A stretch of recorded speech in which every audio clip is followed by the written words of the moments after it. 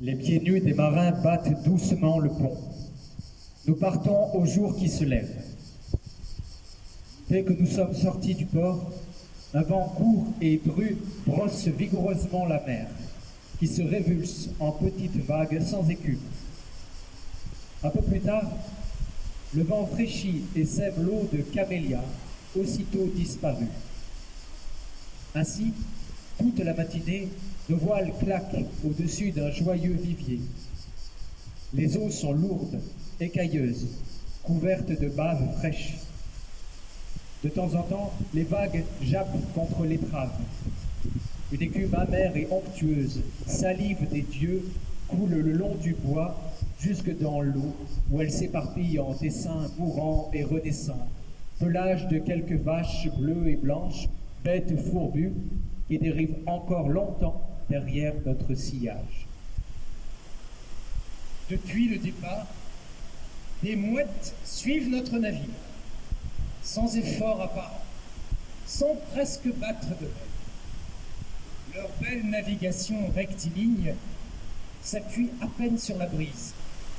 Tout d'un coup, un pouf brutal, au niveau des cuisines, jette une alarme gourmande parmi les oiseaux, saccage leur beau vol et enflamme un brasier d'ailes blanches.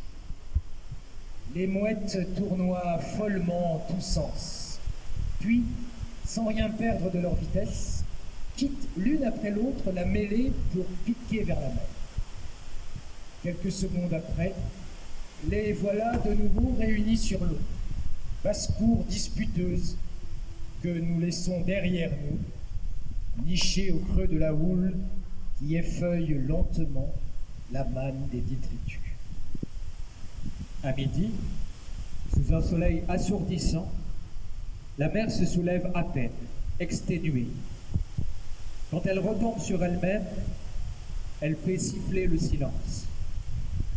1 heure de cuisson et l'eau pâle, grande plaque de tôle portée au blanc, grésille. Elle grésille, elle fume, brûle enfin. Dans un moment, elle va se retourner pour offrir au soleil sa face humide, maintenant dans les vagues et les ténèbres.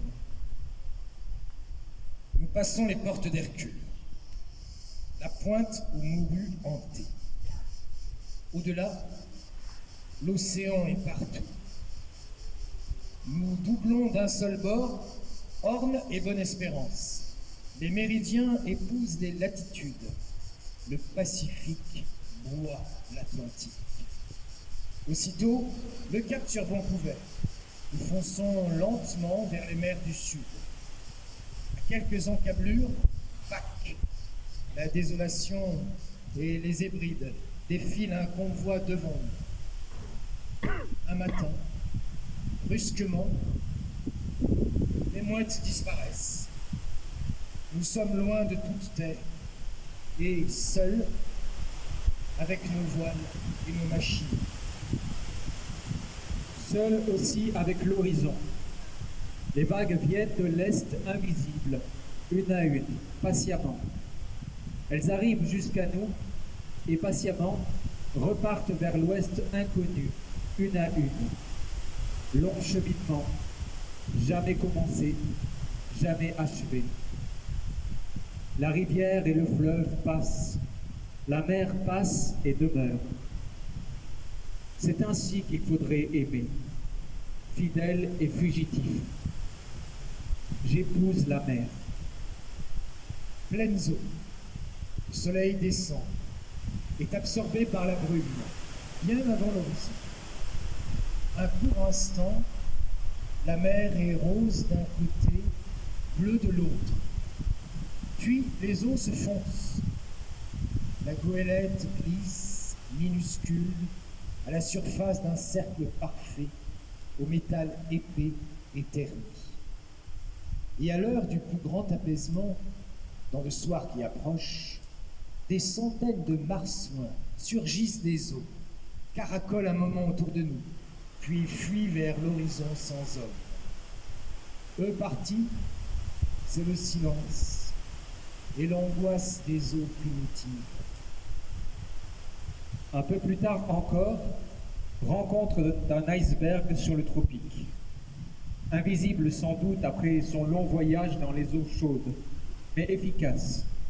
Il longe le navire à tribord où les cordages se couvrent brièvement d'une rosée de givre, tandis qu'à bâbord meurt une journée sèche. La nuit ne tombe pas sur la mer. Du fond des eaux, qu'un soleil déjà noirci, noyé peu à peu de ses cendres épaisses, elle monte au contraire vers le ciel encore pâle. Un court instant, Vénus reste solitaire au-dessus des flots noirs. Le temps de fermer les yeux, de les ouvrir, les étoiles pullulent dans la nuit liquide. La lune s'est levée. Elle illumine d'abord faiblement la surface des eaux. Elle monte encore. Elle écrit sur l'eau souple.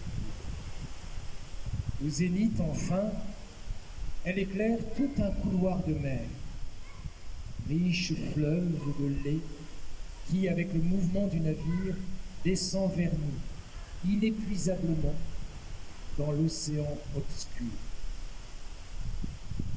Voici la nuit tiède, la nuit fraîche, que j'appelais dans les ténèbres bruyantes l'alcool, le tumulte du désir.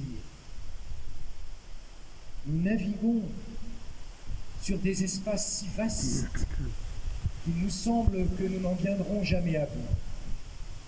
Soleil et lune montent et descendent alternativement au même fil de lumière et de nuit. Journée en mer, toutes semblables, comme le bonheur. À minuit,